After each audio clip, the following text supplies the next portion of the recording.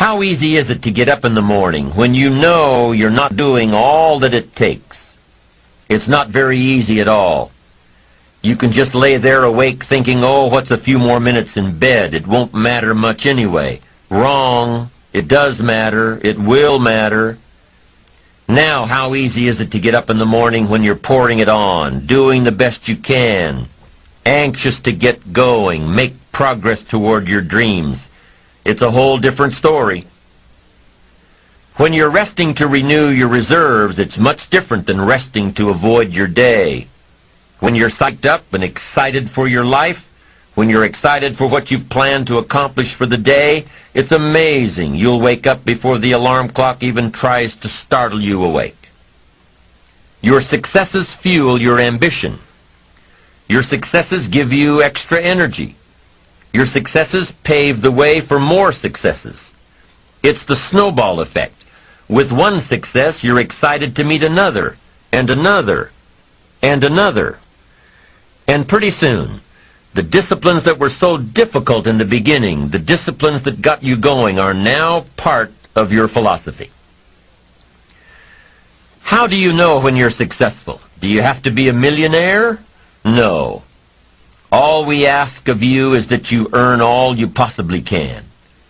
If you earn $10,000 a year and that's the best you can do, that's enough. God and everything else will see to it that you're okay.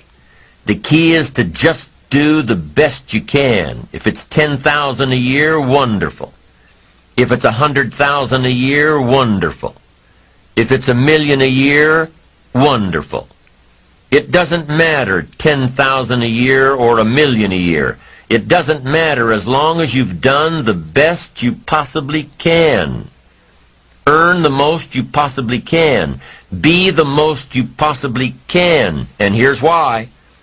The essence of life is growth. The essence of life is growth, to do the best you can. And here's what's interesting. Humans are the only life form that will do less than they possibly can. Humans are the only life form that will settle for less. Every other life form except human beings strive to its maximum capacity. How tall will a tree grow? Approximately. As tall as it possibly can. You never heard of a tree growing half as high as it could. No, trees don't grow half. Trees send their roots down as deep as possible, stretch their limbs up as high as possible, produce every leaf possible and every fruit possible. As a matter of fact, you never heard of a human physically growing half. We keep growing until we're done. Now that's a part of life we can't control. It's genetically coded. And that's probably why we keep growing till we're done. Because we can't control that part. It's the rest of our growing that we control.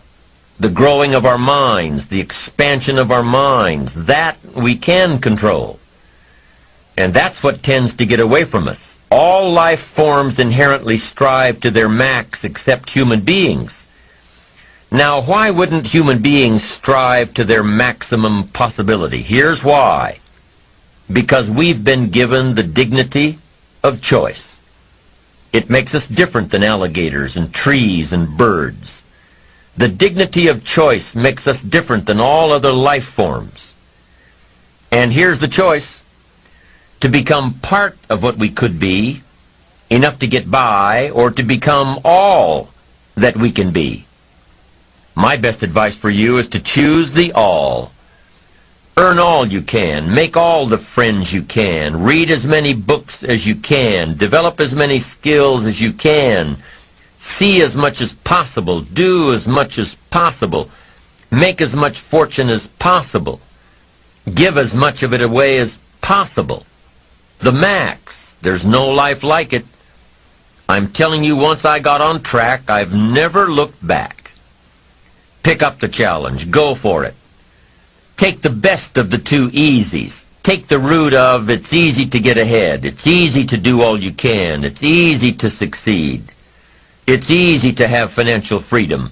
The more you do, the more you get. So the two primary benefits of positive reinforcement are, number one, to build good habits, and number two, to create more energy to fuel your ambitions, your desires, your achievements. How can you isolate what's working for you and what isn't? How can you make sure that you are reinforcing your positive disciplines? Well, if it isn't apparent, easy to see right away, if what you're doing is happening in such small increments that you're not sure if you're on track, then you need to be writing it down. You need to keep a journal anyway. But if you really aren't sure that what you're doing is making measurable progress, you need to keep a written record. You need to write down everything that may be relevant in your day. What you did, who you saw, what you felt, how it may or may not affect you now and in the future. The best way to track your activities of the day is to write them down. The best way to track your activities of the week is to write them down. The best way to analyze your progress through the year is to have written it down. Why? So you can look back on it. Because by keeping a written record of your life, you will be more accountable. By putting into writing the action steps that you have planned, you will easily see what works and what doesn't. Most people just try to get through the day, never writing anything down, never keeping track of their progress along the way, never really knowing if they are doing all they can to reach their goals, to drive their ambition. But gifted people learn to get from the day. They don't let a day end without picking up some valuable experience, some emotional content, some idea that may positively affect their future. To get the most from a day, to learn the most from a day, you need to be able to reflect on the day. And how can you reflect on a day